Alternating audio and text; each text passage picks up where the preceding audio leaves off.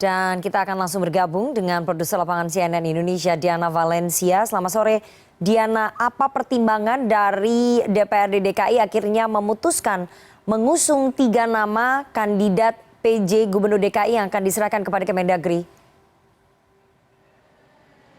Ya, Rifana, sebenarnya ada 3 pertimbangan utama. Yang pertama adalah memiliki pengetahuan ataupun wawasan yang cukup perihal DKI Jakarta.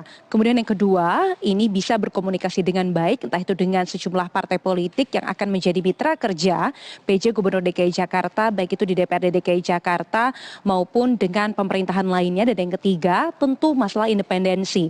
Karena memang diharapkan, baik itu dari DPRD DKI Jakarta ataupun dari Kemendagri, menyebutkan independensi ini jadi salah satu kriteria menuju tahun politik 2024. Dan hasil rapat pimpinan gabungan DPRD DKI Jakarta ini mengentaskan 3 nama, Rifana.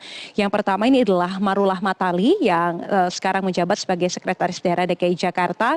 Kemudian yang kedua ini adalah Heru Budi Hartono yang sekarang menjabat sebagai Kasetpres. Kemudian yang ketiga adalah nama Bahtiar yang sekarang menjabat sebagai Dirjen Polpum Kementerian Dalam Negeri. Sebenarnya dalam Rapimgab tadi mencuat 3 nama, Rifana, tetapi karena berdasarkan mekanisme yang diminta ataupun berdasarkan surat edaran Menteri Dalam Negeri ini menyebutkan diminta 3 nama saja dari DPRD DKI Jakarta.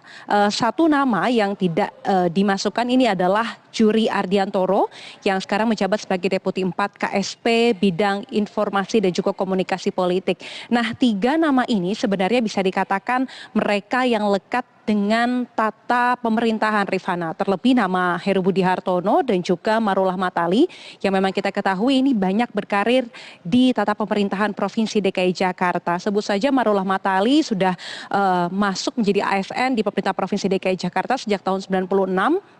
Kemudian sempat menjabat menjadi asisten deputi gubernur DKI Jakarta di bidang pariwisata, kemudian pengendalian kependudukan, kemudian juga sempat menjadi wali kota Jakarta Selatan. Sementara kalau Heru Budi Hartono ini juga sempat menjabat sebagai wali kota Jakarta Utara di zaman gubernur DKI Jakartanya Joko Widodo begitu.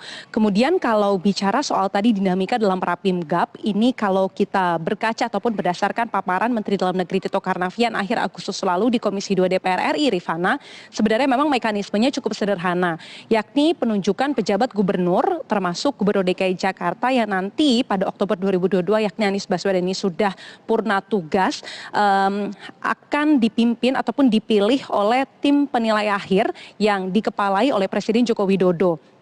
Jadi nanti TPA ini akan meminta 6 nama yang terdiri dari 3 nama dari DPRD, kemudian 3 nama dari Kemendagri.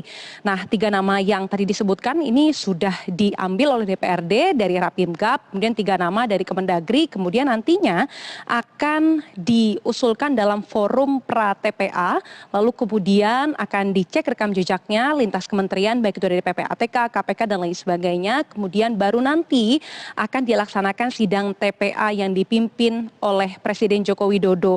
Ini juga sebenarnya jadi salah satu pertimbangan kenapa DPRD DKI Jakarta ini melaksanakan Rapimgab untuk penentuan 3 nama ini pada bulan September, meskipun memang Anies Baswedan baru akan purna tugas pada Oktober 2022 karena dari Kementerian Dalam Negeri sendiri ini memberikan deadline begitu, Rifana, pada tanggal 16 September agar DPRD DKI Jakarta ini menyetorkan 3 nama yang akan diusulkan menjadi PJ Gubernur DKI Jakarta.